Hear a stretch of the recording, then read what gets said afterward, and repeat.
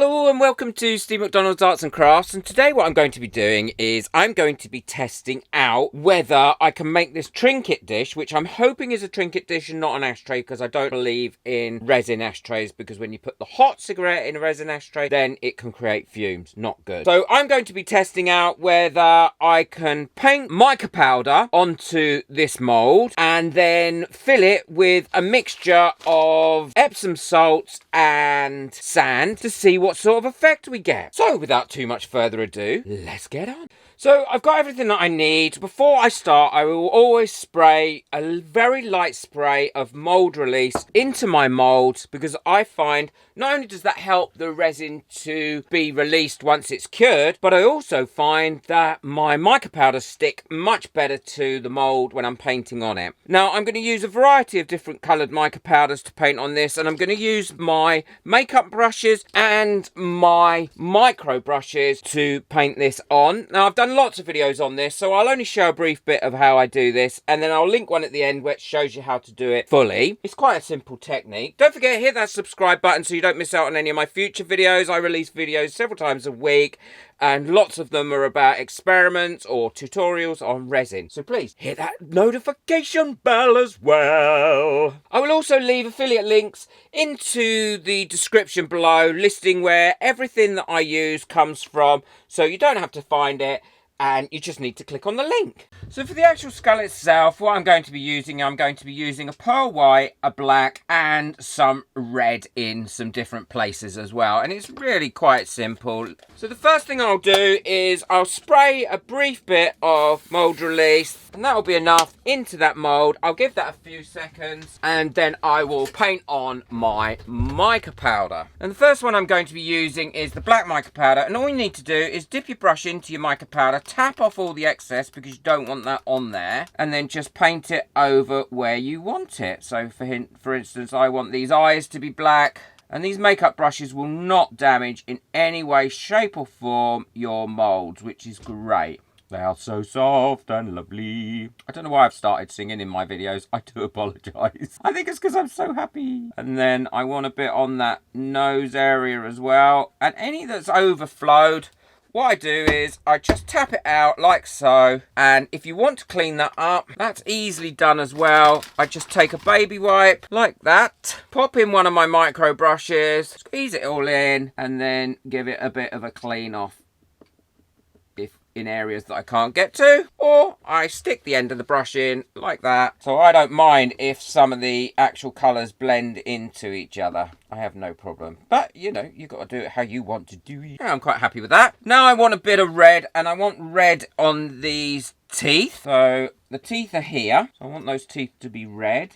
And these micro brushes are amazing. I use them so often, and again, they are next to nothing. I'll pop these in the description as well. And then I want this bit of the mouth here to be black. And then I went all around the skull and everywhere to be the pearl white. I do hope this isn't an ashtray. I mean, it doesn't matter, but this mould was bought to me as a gift. But if it is an ashtray, I'll just use it as a trinket dish. So there we go, that's how that's coming on. And I'll go ahead, I'll finish this off, and I'll come back as soon as I've done the rest and show you what I'm going to do next. I finished putting all my mica powder in there, and I'm quite happy with the way that that's coming out, and it seems to have covered quite well. And it'll be interesting to see once I put the resin in with the sand and the Epsom salts, whether that affects that or how it comes out. I'm hoping it's going to come out massively beautiful, but it might come out like a pile of blue. So I'm just going to mix up my resin. Once I've mixed up my resin, I'll show you the quantities of the sand and the Epsom salt I'm going to put in, and then we'll pour away. So I've got my resin mixed up now, and what I've done is I've weighed the resin and I've divided that. So I've got 50% of the weight of that resin as sand and 50% as the Epsom salt.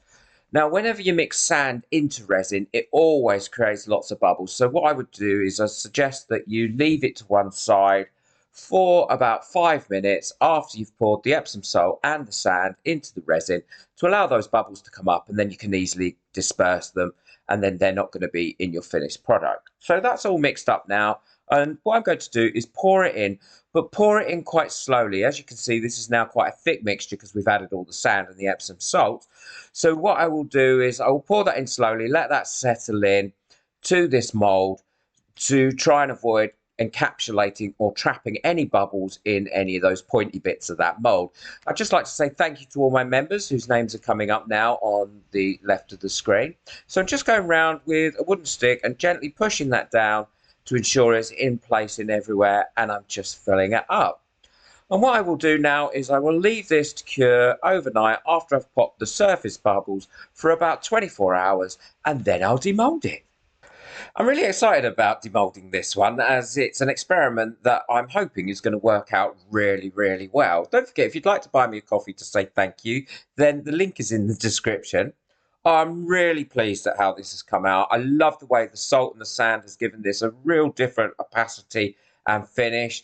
I think it's come out lovely. Unfortunately, it is an ashtray, but I'm not worried. I'm not going to use it as an ashtray, so I will still continue to use it as a trinket pot. Because I would never use resin as a substance to make an ashtray, because again, it would create lots of different vapors and different things when you put a hot cigarette or anything burning inside of it. But I do like that as a little trinket dish or to have on the side. And obviously your colours you can do whatever you like with. Let me know in the comments what you think. I really like that. Don't forget to hit that subscribe button so you don't miss out on any of my future videos, and ring that notification bell. And I will put the links to everything that I've used, including the mould, in the description below. Take care. Enjoy your resin. Bye.